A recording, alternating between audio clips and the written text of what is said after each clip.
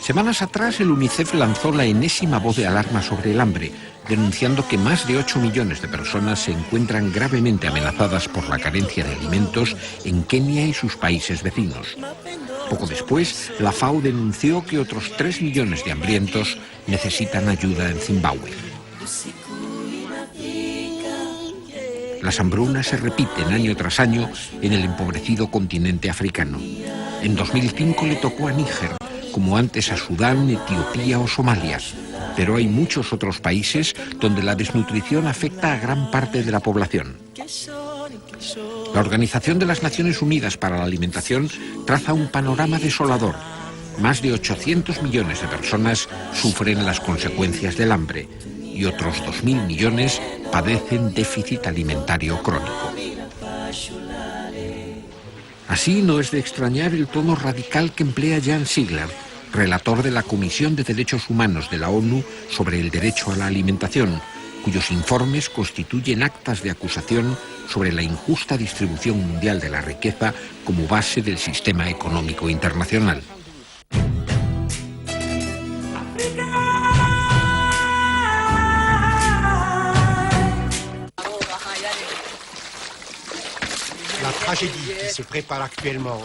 La tragedia que se está gestando ahora mismo en Somalia, en Kenia, en Etiopía Oriental, no es sino la imagen de la matanza cotidiana que atenaza a millones de seres humanos por todo el mundo, en Asia, en América Latina, en África, en el Caribe y en otros lugares del mundo.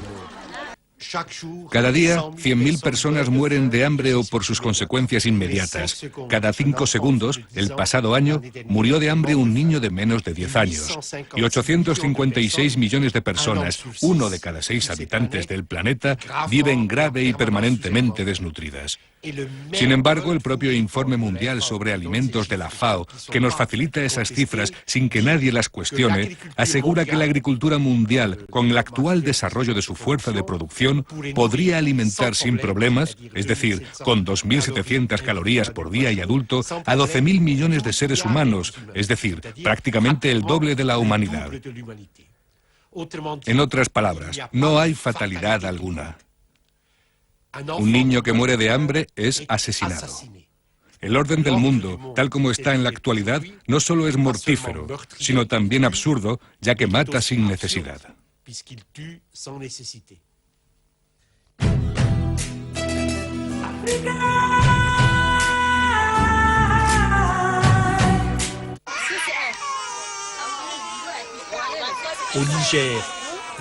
En Níger, el 25%, una cuarta parte de los niños menores de 5 años están grave y permanentemente desnutridos. Miles y miles de niños nigerinos mueren.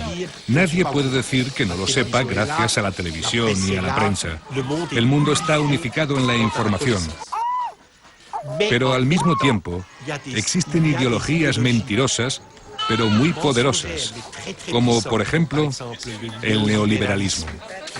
Hoy en día, el neoliberalismo supone la legitimación del gran capital financiero internacional y, desgraciadamente, de muchos gobiernos poderosos del mundo. El neoliberalismo pretende que la economía funcione según unas leyes naturales.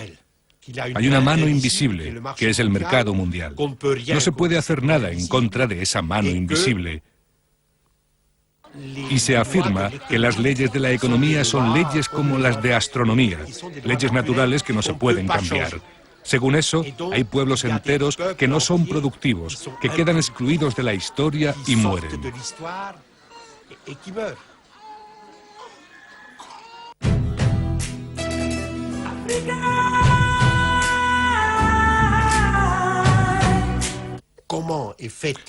¿Cómo se establece el precio de los alimentos en el mundo?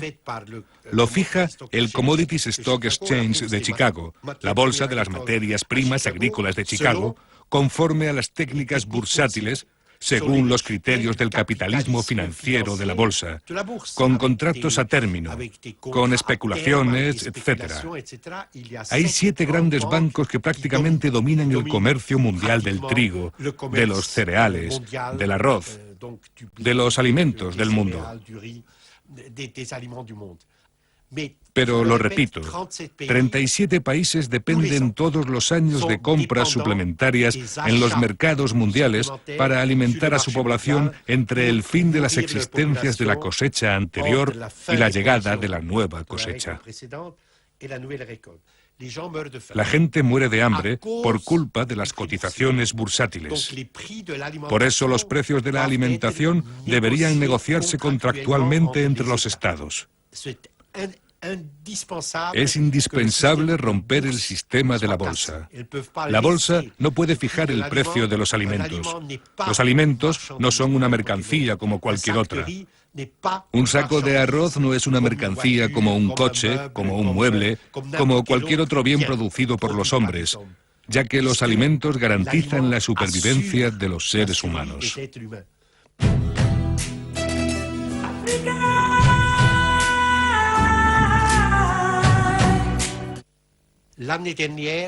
El pasado año, las 500 sociedades transcontinentales privadas más importantes del mundo controlaron el 54% del Producto Mundial Bruto.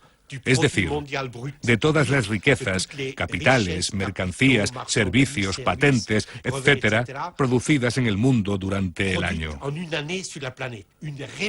Eso supone una refeudalización del planeta, un monopolio sobre las inmensas riquezas que existen en este planeta. Porque hay que seguir repitiéndolo. El año pasado, 36 millones de personas murieron de hambre o debido a sus consecuencias inmediatas en un planeta que rebosa de riquezas. Ello a causa de la monopolización extrema de esas riquezas por parte de sociedades privadas multinacionales que tienen como única estrategia el máximo beneficio, que no tienen ninguna estrategia de responsabilidad social, de redistribución, porque ese no es su problema. Y que son mucho más poderosas que la mayoría de los estados.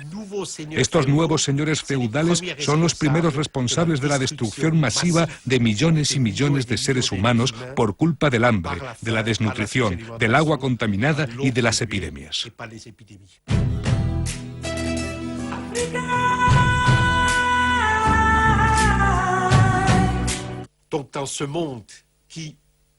En un mundo en el que sobra la riqueza, en el que un capital financiero increíblemente poderoso realiza maravillas como los rascacielos o el viaje a la Luna, tendríamos que disponer de los medios financieros para poder irrigar Níger. Bajo el suelo de Níger, bajo los países del Sahel y del Sáhara, se encuentra el mayor mar de agua dulce del mundo y a no demasiada profundidad.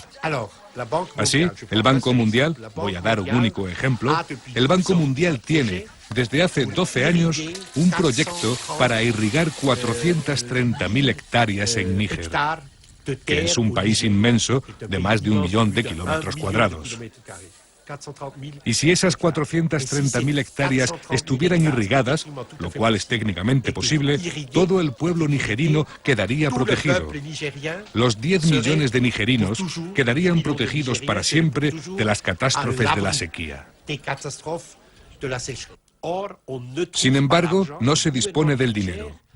El gobierno de Níger no encuentra la inversión necesaria. Los 52 millones de dólares que costaría ese sistema de irrigación.